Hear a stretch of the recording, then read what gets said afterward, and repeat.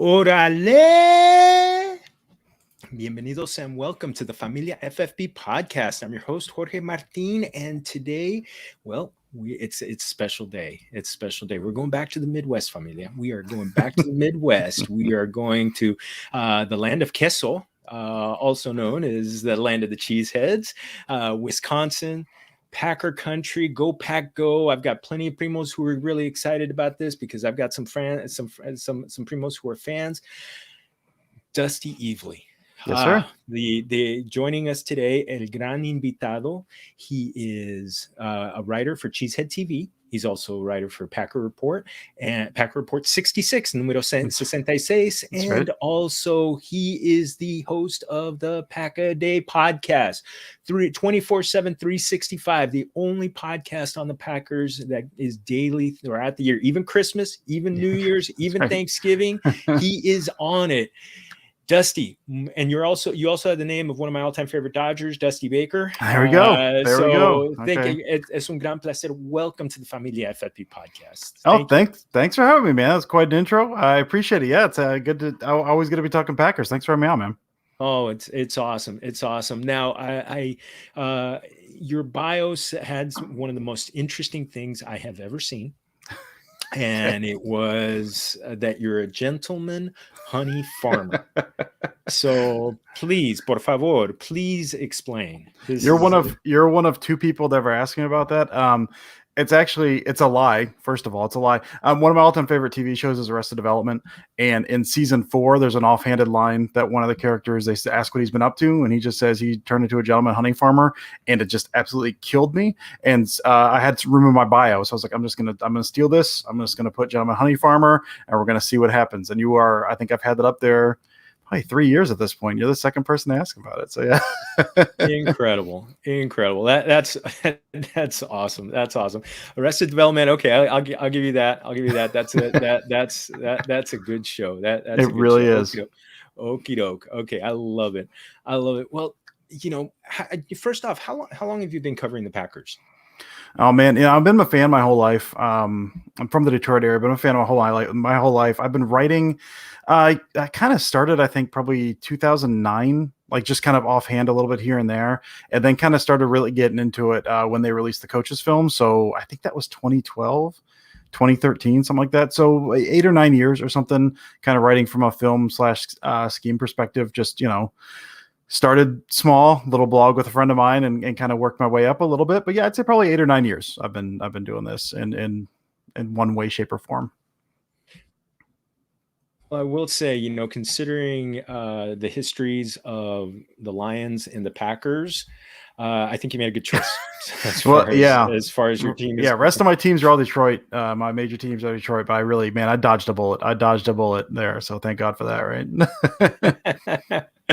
So Tigers, Pistons, okay, Red Wings, Red Wings. Okay, muy bien. I mean, the Pistons, they got the. I'm a Laker fan, so they got them once in the 1990 and then 2004 again. So then they're gonna ride off into the sunset. They're never gonna do anything again. But I got to see a few titles in my lifetime, so I'm happy as a lark, man. That's awesome. Well, titles. You've seen some titles as a Packer fan. One with Brett Favre, one with Aaron Rodgers. Chasing it again, right? Rolling that boulder up the hill again. You got Aaron Rodgers, reigning MVP. And you had and I promise you this. I'm only going to ask you about 2021.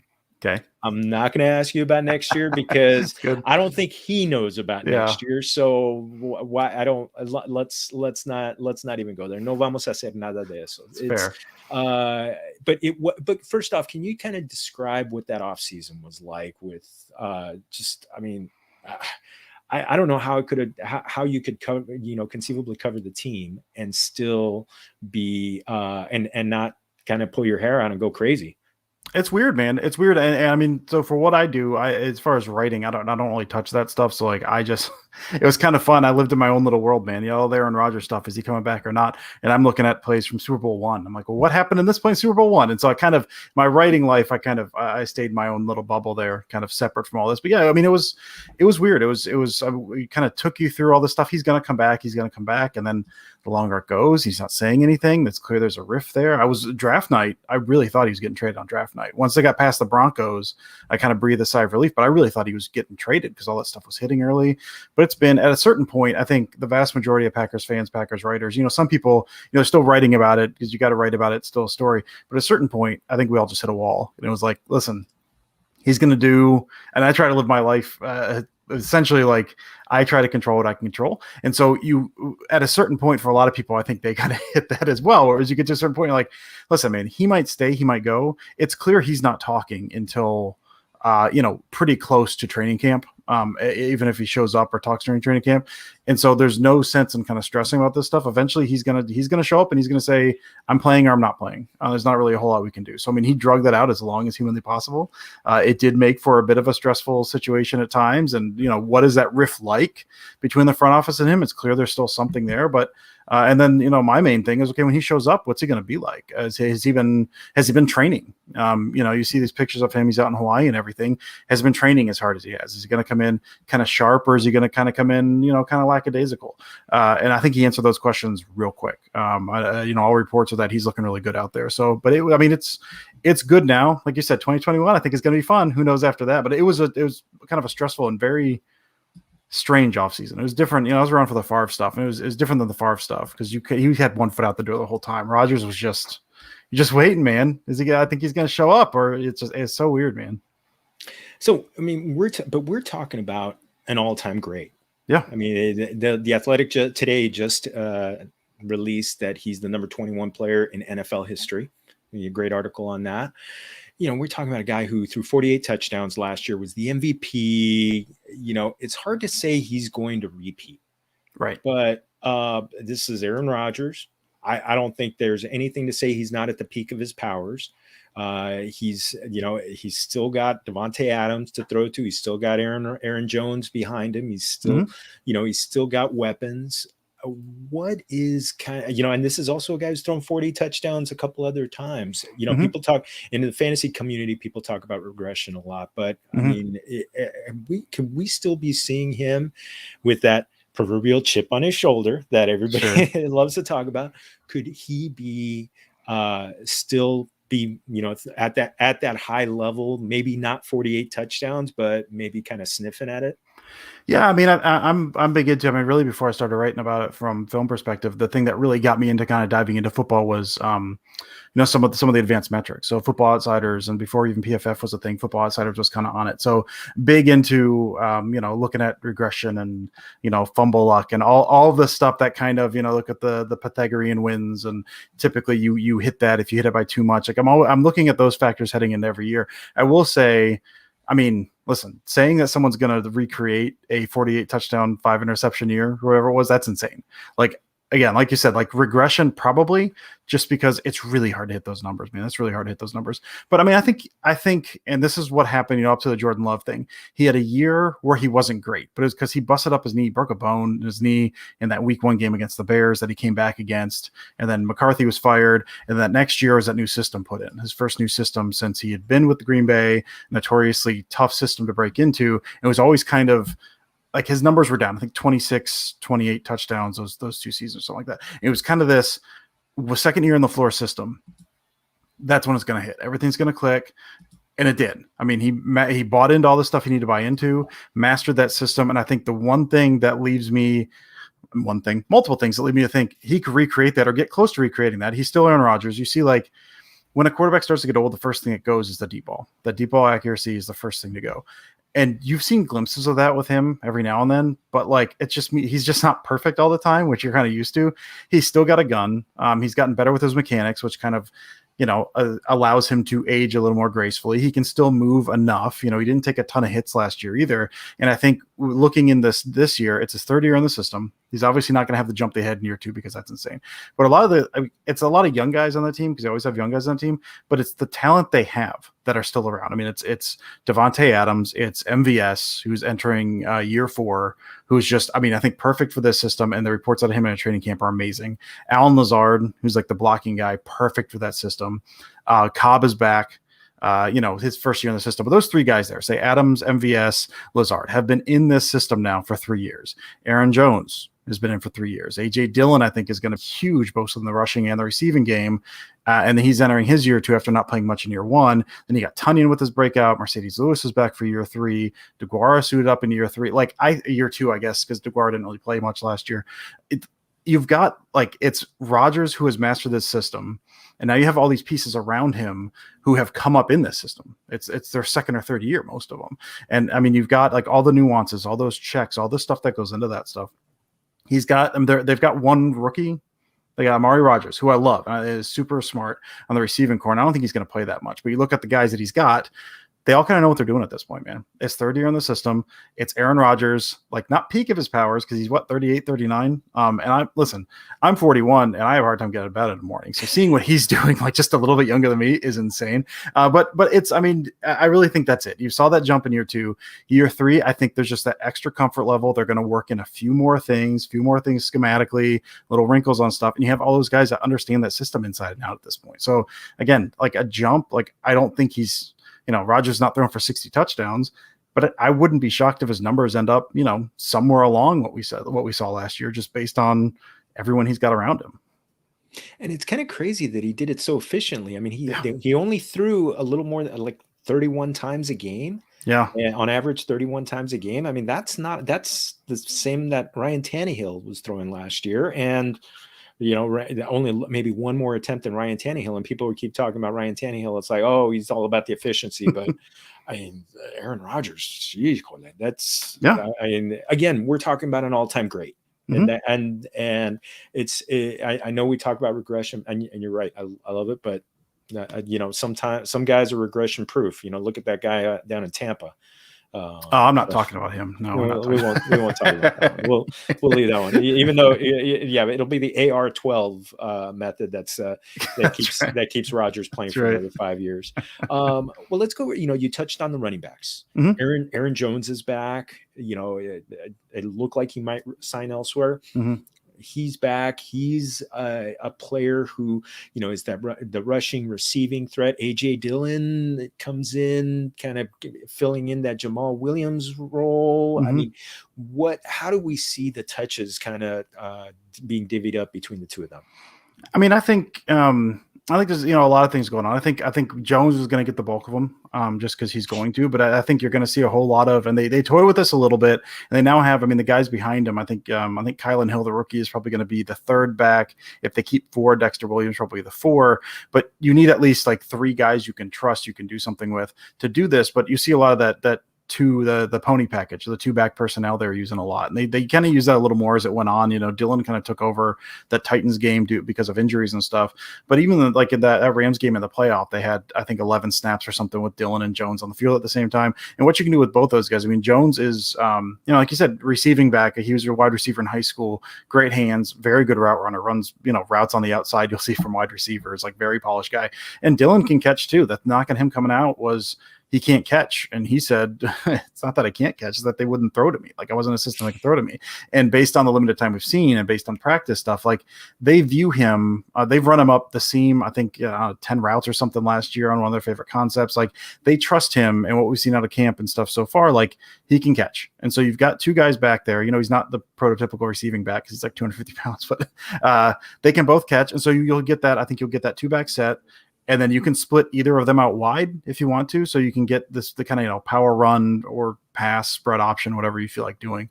But I think, I mean, I'd say probably, 60-40 split with Jones getting the 60. But I do think, 10 to 15 snaps a game, you're going to see both of them on the field at the same time. And depending on how that front looks, they're either going to run that or spread that out and throw it. That sounds, pretty incredible because, I mean, to think about the two of them, they're both very different backs. I mean, a lot of people, there's been talk about Jones being kind of like in that Alvin Kamara role, but I think he's going to get more rushing upside. I mean, he's ran 200 times last year. I mean, really, it's hard not to be optimistic about this backfield, is it? I mean, can you see A.J. Dillon maybe sneaking some red zone carries away? Oh, absolutely. I mean, like I just said, he can receive, he can catch the ball. He's fine, not elite speed, but good enough speed down the field to do that. But you'll see him. I mean, the handful of times in that Titans game, he was just running over guys. And then the times you've seen him in kind of short yardage when they can hand him the ball and say, run fast at the middle. I mean, he'll like the first guy never brings him down. Like he just plows over those dudes. Like he's a big dude. He's a stout dude. That was one of the things. I mean, there was, Packers were so good in the red zone last year. So it's hard to have a whole lot of complaints because I think they scored at the highest rate, 78% or something of their trips to the red zone last year. They scored, which is insane. So it's not like, well, they should have done this. They would have been better. Well, it's hard to be a whole lot better than that. But you get those goal line carries, like that's what A.J. Dillon's made for, man. Like you had him there. He was dressing. Just hand him the ball and have him run over someone. So, I really believe, I think, especially once you get inside the 10, especially inside the 5, I think you're going to see fairly heavy usage of A.J. Dillon down there. I mean, they're going to mix it up. They're going to make it a little different, but I think he's going to get his fair share of carries inside the 5 for sure. I think those touchdown numbers, that's one of those, if you're looking for fantasy, right? Like he's one of those guys that could vulture some touchdowns, but also put up some pretty decent numbers. Like I think he could be in for a pretty big year as running back 2 with a guy of his skill set.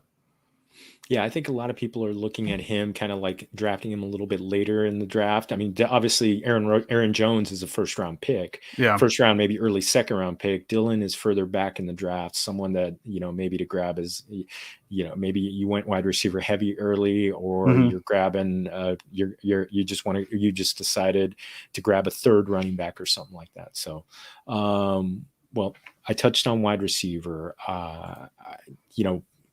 hard to say. I mean, that Davante Adams did not have at least one of the greatest seasons in receiving seasons in Packer history.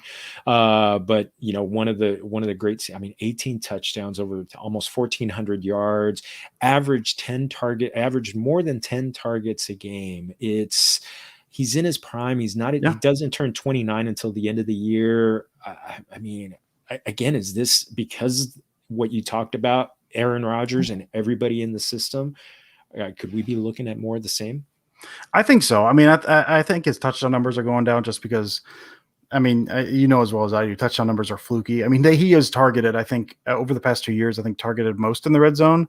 But even that, I think he scored 14 this past year, and I think he scored, 7 or something the previous year. And so it's tough. His skill set suited for everywhere. He's Davante Adams. He can do it every once. But in the red zone, where you can win, especially they get him in the slot and you give him an option, you've got a 3-way option here, man. If they're you can run the fade, you can run the slant, or you can just try to beat the guy and go vertical up the field. He can just beat you at the line and basically do whatever he wants. And so in the red zone, in that compressed area, if all you see that so many times, like you kind of fake the slant, the guy has no help over the top because he's in the red zone, dude bites, and then he just hits the corner because he's got that footwork. He can do that. And so, I think, touchdowns, I don't know. But I do think, his numbers, he's the number one option on this team. I love the receiving core. I think they've got a lot of really nice kind of complementary pieces that do what they need to do in this offense that kind of allow them to run through on a run. But he's one of, if not the best wide receiver in the game right now. He's, the best footwork I've seen in a very long time, maybe ever, his get off the line, just the ways he can beat you,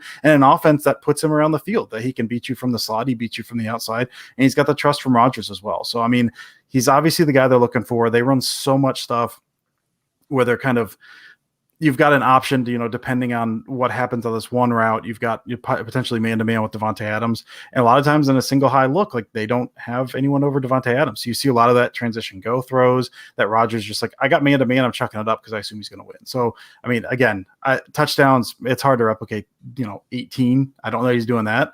But his numbers are going to be his number. He put up numbers with Brett Hundley, man. Like he's going to put up numbers. And that's the crazy thing. I mean, I looked at his numbers, and touchdowns are so fluky with wide receivers. But Mhm. this is a guy. He had 3 other seasons with 10 plus touchdowns. So Mhm. he has that nose for the. I still have burned in my memory. I'm in LA, so I'm a Ram fan. Sorry. I think you know the play. I think you know the play I'm going to talk about. The one where he just he went in motion, and then he just Jalen ran. Ramsey stomping on the ground, right? Yeah. Yep, I yep. know that And one. it's just like, and it was like that play was so perfectly executed, and it was a microcosm for what Davante Adams does in the red zone, especially near the goal line. I mean, it almost looks like he's unstoppable there, and I mean, he's a surefire first round draft pick in Mhm. fantasy.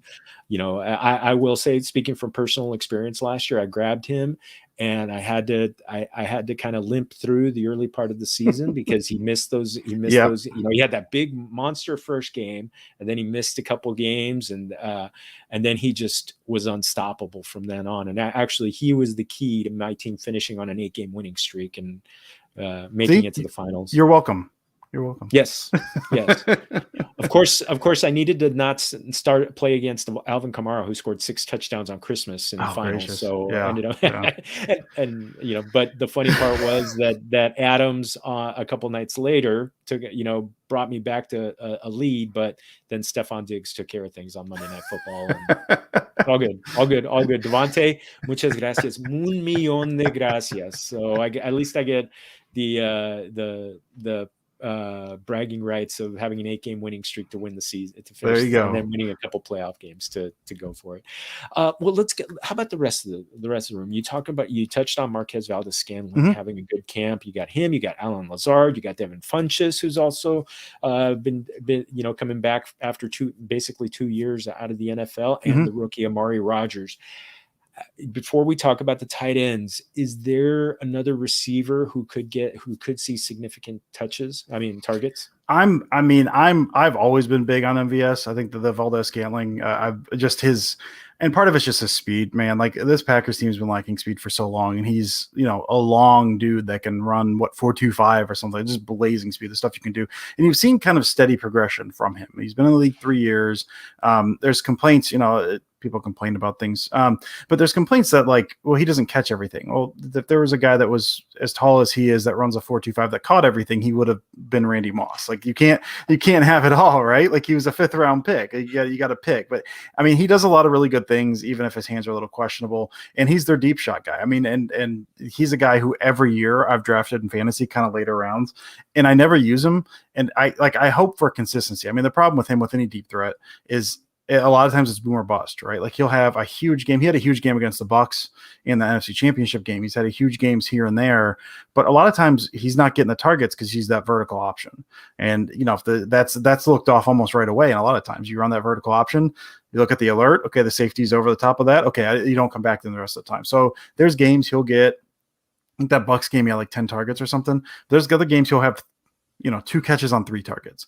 And sometimes one of those will be a 73 touchdown, and sometimes they'll both be 15-yard digs or something like that. You just don't know. So, I mean, I think he's got a lot of upside, but he's so boom or bust just based on who he is, how they use him. Now, if he shows more consistent hands, yeah, he's a monster, but who knows if that's going to happen. So, I mean, I think he is a breakout candidate. I think if he's going to ever be consistent, this is the year. He's in year 4. He's at a system that knows how to use him. He's got the trust of Aaron Rodgers, and we've seen him kind of growing. So he's potentially a guy. But again, I'd be real wary drafting him anywhere near the top. That's kind of a late round flyer in terms of we'll see what he does in the first 3 weeks and if he can keep that up. I love Lazard, but he's never going to be like a big volume guy.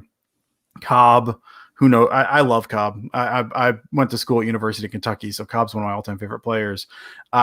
But I don't know how much he's got left in the tank. I think he's already kind of a little dinged up anyway. And Rodgers loves him, but I don't think he's doing much. Amari Rogers probably not seeing much of the field. And Funchess, he said he hadn't played in 2 years. He looked really good this past week in the preseason. By all accounts, he's done really, really well practice. And so he emerges as like a number 2, kind of that possession guy. He's got some speed, he's got some quickness, but I think it's Davante Adams. It's maybe MVS. It's seeing how Funchess does. And then everyone else is just kind of, I'd say borderline undraftable, if not totally undraftable, until you see how that shakes out. But that feels like the receiver room to me.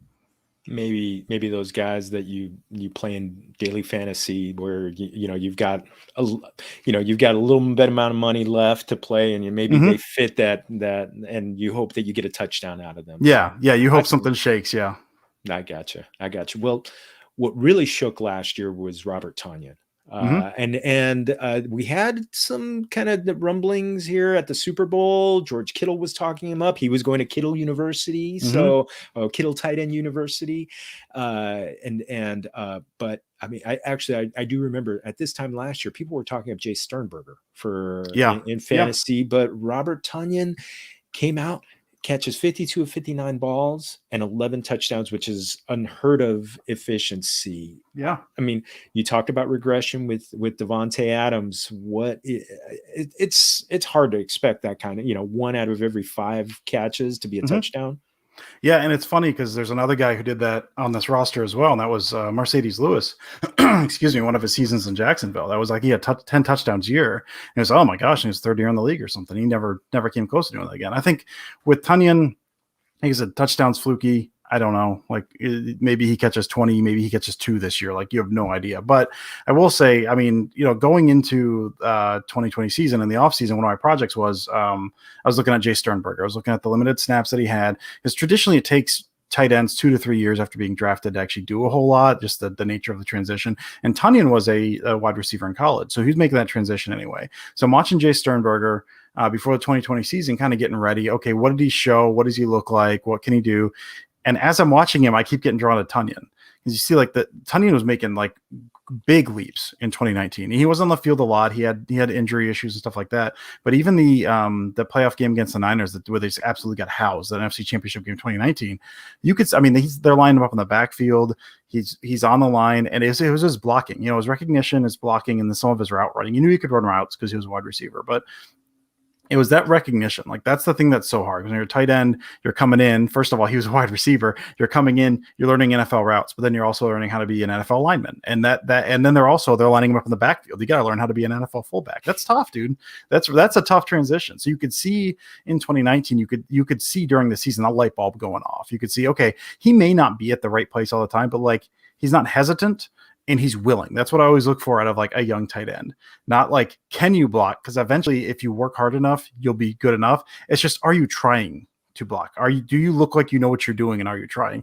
And he had that effort and he had that recognition. And so like that was one of my big takeaways from watching Jay Sternberger was, oh, holy crap, I think Tonyan's going to be really good. And so, I mean, seeing that was not shocking. I think last year, I think the numbers, were certainly higher than I would have expected, but you could see that light bulb going off. So, I don't know if he's going to, approach the efficiency he had this past year. Cause like you said, that's really hard to do, but I think he's going to have another good year. I think he's perfect for the system. I think he's going to improve his blocking. He catches everything. Like I think he had maybe 1 drop or something last year. Just a really just seems like could turn into a very, very good player. I don't think on the level of Kittle, because I don't know who's on the level of George Kittle. But I'm very high on Tonyan this year. Awesome. Yeah. I mean, I can't imagine anybody would be disappointed if he had 7 or 8 touchdowns with, maybe 55 receptions, and he'd still be a top 10 tight end. Yeah. For sure. I grabbed him at one point. I kicked myself because I thought of picking him up that Monday Night Football game where he had 3 touchdowns when Davante Adams, and I went a different direction, and that was a part of my 0-5 start. That was a part of my 0-5 start. One of the things that's been kind of the unsung parts of this, success stories in this great run with Aaron Rodgers has been the offensive line. And it was ranked number 2 by Pro Football Focus at the end of last year. But it took it going into this season down to number 19. There are question marks. David Bakhtiari as the left tackle, one of the best left tackles, if not the best left tackle in the game. But coming off an ACL surgery, we've seen some video proof. He was the interesting thing is I was listening to his interview with Rich Eisen this morning, and there was no mention of his rehab and where he is. So, it's hard to expect the big guy to be back by that game. And also there's the loss of Corey Linsley. Can you kind of, is there worry that the offensive line could have some growing pains early? And could that be a detriment? Like we saw in the, maybe not to the level of what we saw in the Super Bowl with Patrick Mahomes running for his life, but sure. Any concern there? Sure. Yeah. I mean, I think, listen, anytime, I mean, and Lindsley, I'm a huge fan of Lindsley. I'm perfectly fine they didn't pay him. I think he had, a couple back issues, like an offensive lineman with back issues at that age. I'm not a fan of paying that amount, but he really was, when he was healthy, I mean, his best year as a pro last year, like just mastered the system, just looked tremendous. So I mean, losing your center, I mean, that's huge, man. And then, like you said, Bakhtiari as well. I mean, like you said, potentially one of the best left tackles, if not the best left tackle in the league. He's been, kind of all I've seen from the videos and stuff. He's been working out on the side, doing some rehab. But I mean, he tore that thing late in the year. Like, there's no expectation he's starting week 1 at all. So, I mean, I think you kind of look at the lineup, and some of this, I mean, you can squint and see like a good offensive line if things go, but there are just a lot of unknowns. I mean, you're looking at center, you're looking at likely starting Josh Myers. He's been running with the ones. He's the rookie out of Ohio State. I think he's going to be good. He showed some good things in the preseason game, but he's a rookie. You don't really know. It's one of those unknowns. And so you've got him. And then, if you just want to go to left tackle, because we don't know, no one knows what's going on with left tackle. Elton Jenkins has been playing a lot over there. Which I really like Jenkins kind of in his natural spot, just because you like to keep guys where they're strong. But by all accounts, like, he's not giving up anything over at left tackle. So if you're starting, it's possibly left tackle. And I don't think he's going to go out there and be like an absolute rock. He's not letting anyone by, but all accounts are he's locked down over there in practice. So if you go in and you bump him out from left guard and you've got him left tackle, that's not the worst thing in the world. But then you've got the interior. If he bumps over, that's kind of thing right now. They're trying to figure out who goes on left guard spot. Well, John Runyon Jr. was kind of everyone's sexy pick for that, and he got, for one reason or another, he got blown up in this preseason game. Now, it's just one preseason game. I don't know, but it was kind of this.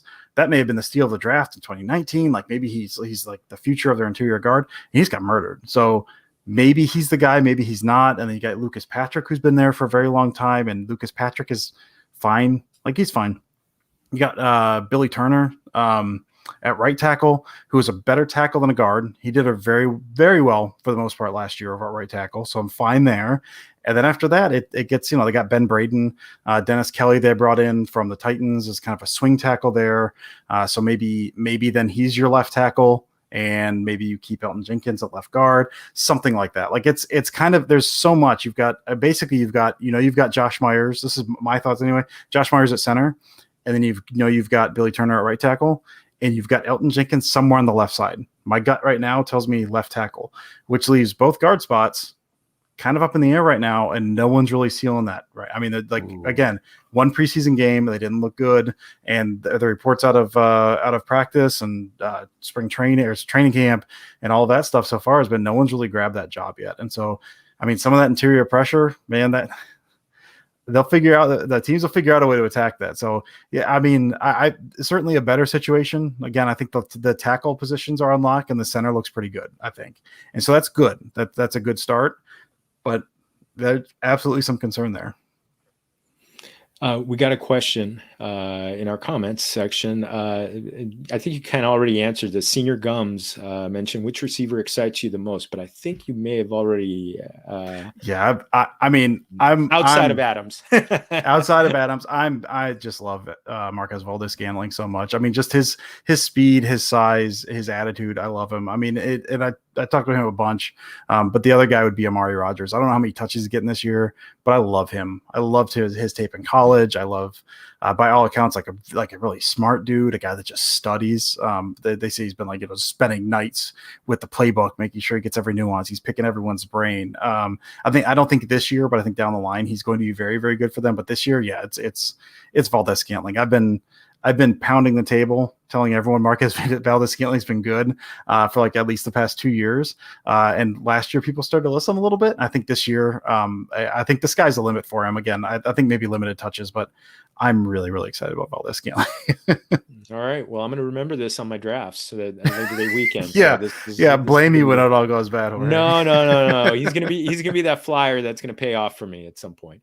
So last football question, the defense. is phenomenal against the pass. Jair Alexander, if he's not the best cornerback in the NFL, they're not taking roll call very long before they call his name. Yeah. The running game, against the running game, there are some holes. I saw that in fantasy points per game, they were number 28 against running backs. And so, is this still a defense that is going to be, strong against the pass and maybe a little more lean, maybe more lenient against the run? Yeah, absolutely. And I think, honestly, from defensive structure standpoint, I think that's kind of where the league's going anyway. You kind of give that up because it's either you have the threat of an explosive pass and they go for 20 plus yards, or you give up a 4-yard run. It's hard to sustain. I mean, you've seen that. I mean, the Vikings have operated that the past couple of years as a team trying to run offense. It's way harder to sustain a running game the entire game because there's so much less margin for error. So I think you're going to see defenses kind of force teams into that. So I think they're going to be weaker just because part of it by choice, but also if you look at the talent on the team, I mean, like you said, it was Jair Alexander. It's also on the back end. It's Adrian Amos. It's Darnell Savage. Stokes is a rookie. I don't expect him to do a ton this year. I like Shamar John Charles a lot. The draft pick, I think, at TCU, but I don't think he's doing much this year. Chandon Sullivan's fine for the most part, but it's a strong, especially the back end of that secondary is really, really good. And then Jair's just lockdown, man, just lockdown. And then you look at, Kenny Clark. I love Kenny Clark up front. Kenny Clark up front is just an absolute monster. And then it's Zadarius Smith and Preston Smith and Rashawn Gary, who I'm all high on, but those are all pass rushers. They've got no inside linebackers to speak of. They signed Devondre Campbell, I think, on a 1-year deal. I think maybe 2 years, but one of them was a void year that could come in and kind of be that vet. You had Chris Barnes last year kind of show a little bit out of UCLA. Like maybe he could do something, but like nothing flashy, just fine. Kamal Martin was kind of a guy with maybe a little bit outside there. Oren Burks has been a guy they've been dreaming on for a while to do something in inside linebacker. And he showed up in the preseason, but maybe he gets it, maybe he doesn't. But that line, in my mind, you build, stop the run. Linebackers, I legit, I don't really care about linebackers at all. It's the defensive line. What do you do on the defensive line? And that the run stoppers on defensive line, it's Kenny Clark, it's Tyler Lancaster, who's just he's a big body. He's not going to give you much, but he's a big body. And it's Dean Lowry, who fine, but I still don't understand how he fits in the system. There's one guy that could throw a monkey wrench into this, which would be TJ Slayton, who's the 5th round draft pick out of Florida this past year. That dude's like 350, like 6'4", he's 6'4", 350, like just a big man. Like can't rush the passer, gets real tired real quick, but you can't move him. Like you've seen him in the preseason game, he was doing this. In practice, he was doing this. You saw flashes of this at Florida. He's just stout there. So, I hope the run game is better this year, the defense, just because it's Kenny Clark, and then you get Slayton in there during obvious, rushing attempts, and he just clogs up the middle. I think just based on, without getting too deep into it, I think defensive alignment, just how they're playing their line, they're looking for that and then kind of fill in some of those holes with the safety. So I think it'll be a little better. I think the defense or the run defense will be a little better this year, just more based on the kind of scheme they're playing and a couple of the bodies up front. But they're not going to be, top half of the league. I don't think. I still think they're going to be pretty bad against the run. All right. Well, that's something I'm going to keep in mind every time I've got a running back that could be, seriously, if I see them have a running back going against stream them, man, stream them. Awesome. Well, Dusty, this has been fantastic. And I want to close on something that always makes everybody smile. And you've got some insider experience on this from a family connection. Mm-hmm. Tell me, favorite Mexican food, favorite tacos, and you've had access to some of the best. Yeah, man. And I wish I could remember the name of the place. My wife is from McAllen, Texas, and it's been a while since we've been down there, but there's a place down there that makes the best tamales I've ever had in my life. And I'm blanking on what the name of it is. There's people in her neighborhood that would do like the homemade ones and everything, but I was, conveniently never down there when they brought those by. So unfortunately, I never got those. So I love a good tamale, like an authentic tamale, just absolutely amazing. I think as far as like what I can access, because I actually live in Kentucky, what I can access here, and there's some good Mexican food here. We've got the office that I work at, the job I work for. Every week we'll bring by food trucks. There's a food truck that comes by. I'm blanking on the name of it now. They've changed their name like 3 or 4 times at this point, but just they've got like just a classic steak taco.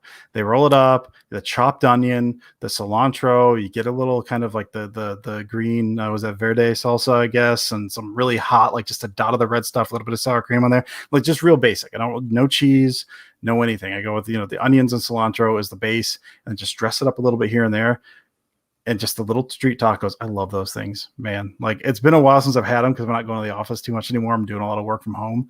But as far as what I can get around here on a regular basis, every time that food truck comes by, even if I'm not working at the office, a lot of times I'll try to make it up there and eat lunch at the office. So, are you more carne asada or pollo or any other? Yeah, I think more carne asada. I'll go. If I'm feeling froggy, they've got a quesadilla that's called the El Jefe, and they've got it's 4 types of meat. They do steak, they do barbacoa, they do pork, and they do something else. And like I just take a nap the rest of the afternoon because I know I'm done after I eat it. But yeah, like a good barbacoa or something. I'm probably saying that horribly. No, está bien. Is that it? Okay, all right. Barbacoa. Yeah, I'll like barbacoa quesadilla. Not a whole lot of places I can find with a good one of those. When I find a good one of those, I will eat that. Oh man, Dusty, we went a little bit over because I know you've got your own podcast to get to. So we're gonna close up shop. Te digo un millón de gracias. Please say hello to your wife. Tell her that my family is from Jalisco. So okay. Just a little bit further down from the border, a little further down into the west. But please tell everybody. Please tell our Familia community and all the people who've been following us on Periscope and on YouTube today where they can find your great work. Oh yeah. I mean, you can follow, I post pretty much everything over on Twitter, which is just at Dusty Evely. During the season, it's weekly over on Cheesehead TV, kind of breaking down passing concepts. And then twice weekly over at Packer Report, where I do one big play. And then I look at kind of a blitz package that the Packers brought that week. So I'm all over the place during the season. I just blitz until Wednesday and then I sleep until Sunday, basically. But you can, if you follow me on Twitter at Dusty Evely, I will spam that feed with everything I end up writing. So. Oh, fantástico. Bueno, otra vez, un gran placer, familia. Eso es todo for our show. Special thanks to Anchor for being our hosting network and putting our podcast, the audio version, out on Apple, Google, Spotify, and wherever you get your podcast. Please make sure to subscribe. Also, please subscribe at YouTube at Familia FFB. You can find us here. They brought us our faces tonight. So also, and so please, hopefully you give us a like and give us a subscription, get our numbers going up there. So we keep bringing you fantasy football con sabor latino. And again, also make sure to go to our familiaffb.com page, and you can find all my content at Jorge Martin 17. Yeah, I post content on familiaffb.com. So, and also our Twitter and Instagram. Familia FFB. Otra vez, Dusty, thank you so much. Muchas gracias. Thank you so much. Todos somos familia. Salud.